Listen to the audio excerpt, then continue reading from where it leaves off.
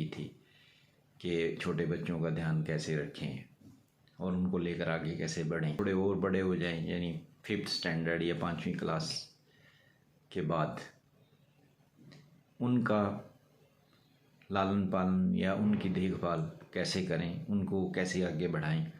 तो ये एक दूसरा पड़ाव रहेगा। तो 5वीं कक्षा के बाद आप थोड़ा सा बच्चों को लेकर पढ़ाई के मामले में थोड़ा सीरियस होना शुरू हो जाएं और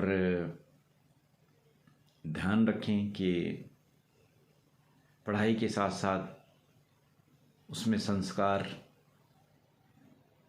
अच्छे से अच्छे संस्कार डालने की कोशिश करें,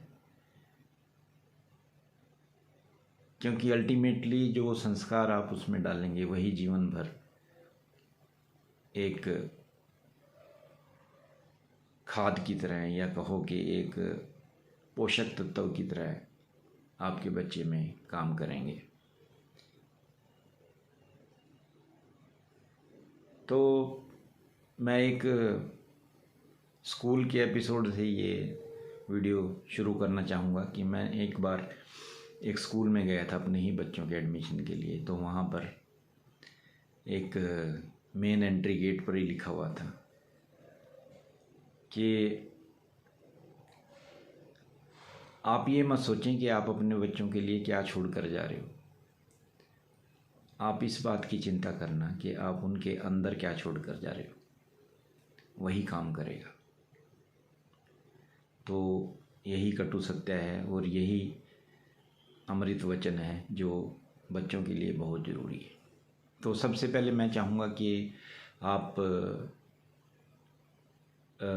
उनकी संगति पे विशेष ध्यान दें। जैसे बच्चे 5वीं क्लास 5th स्टैंडर्ड क्रॉस करते हैं तो आप चेक करें उनके फ्रेंड सर्कल में कौन कौन बच्चे हैं, उनके परफॉर्मेंस कैसे हैं, एकेडमिक परफॉर्मेंस कैसा है, उनका बिहेवियर कैसा है, उनका करैक्टर कैसा एग्जिबिट करते हैं वो।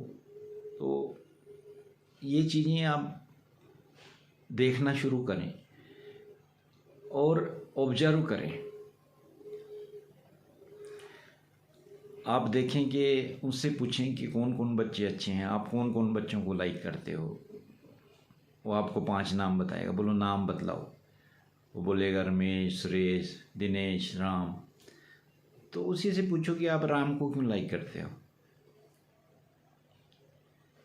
फिर दूसरे नंबर पे किसको लाइक करोगे, वो कहेगा सुरेश। सुरेश को क्यों लाइक करते हो, दिनेश को क्यों लाइक करते हो, उसी से पूछिए। Let us see how he evaluate his friends, his और हर फ्रेंड्स। तो उसी से आपको समझ में आएगा कि आपके बच्चे की भी भावना कैसी है, या वो कैसी संगति पसंद करने लग रहा है, किस तरफ बढ़ रहा है। आपने कुछ आइडिया नहीं देना कि कैसे फ्रेंड होने चाहिए। आप उससे जस्ट पूछिए कि आपके फ्रेंड्स कौन कौन हैं, 5, उसकी प्रेफरेंस में क्या क्या है, क्या क्या वो ढूंढ रहा है अपनी सोसाइटी में, अपने फ्रेंड्स में क्या ढूंढ रहा है।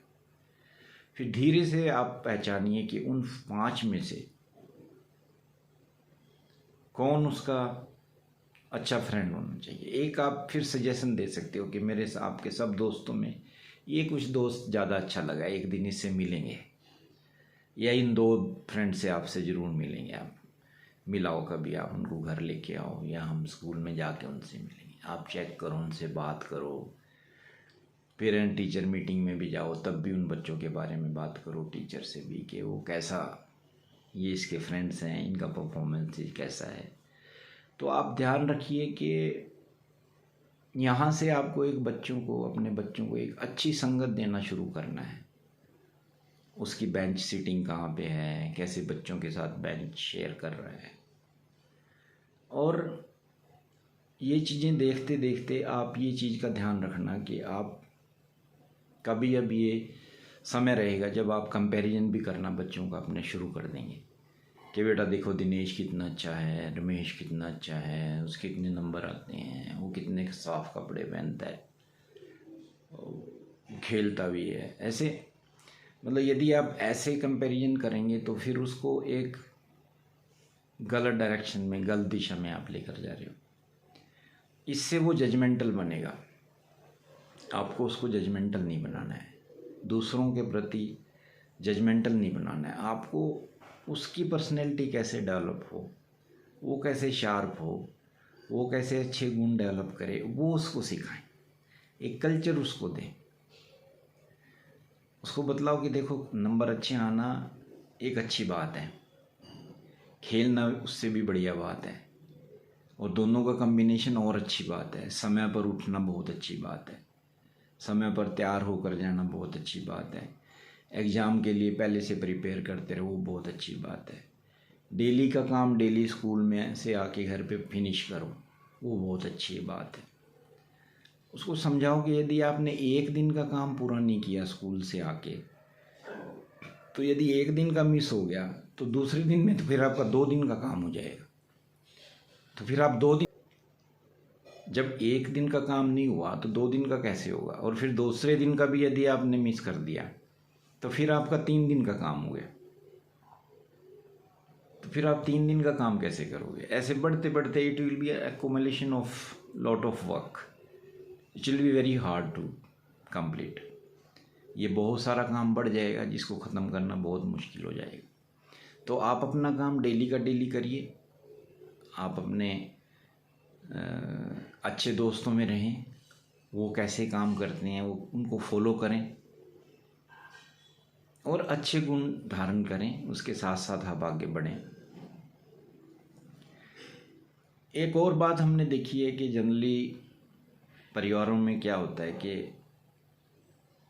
गाँव में या शहरों में भी इवन है कि जहाँ पे कंबाइंड फैमिलीज हैं, वहाँ कई बार बच्चों को बिना वजह के पिटना पड़ जाता है। गुस्सा तो पति पे है या गुस्सा पत्नी पे है या गुस्सा सास पे है या गुस्सा ससुर पे है या किसी जेठ पे है, जिठानी पे है परिवार में, तो बच्चा आएगा तो तपाक से बच्चे की धुनाई हो जाएगी।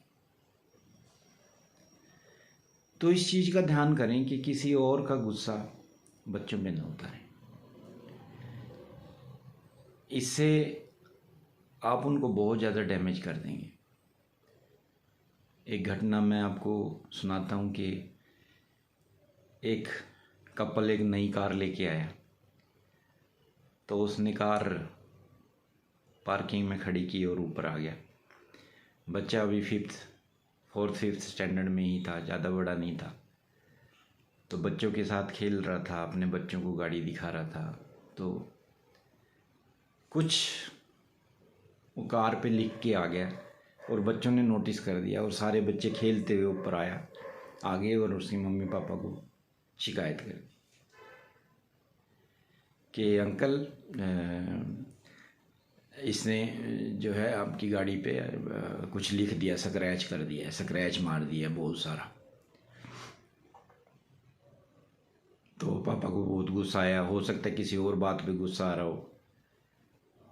अब उसके सामने जैसे ही बच्चा आया उसने ना गाड़ी देखी ना बच्चा देखा, उसने तपाक से जो है थप्पड़ बच्चे को मार दिया और बच्चे को इतनी ज़ोर से थप्पड़ लग गया कि बच्चा वहीं पे गिर पड़ा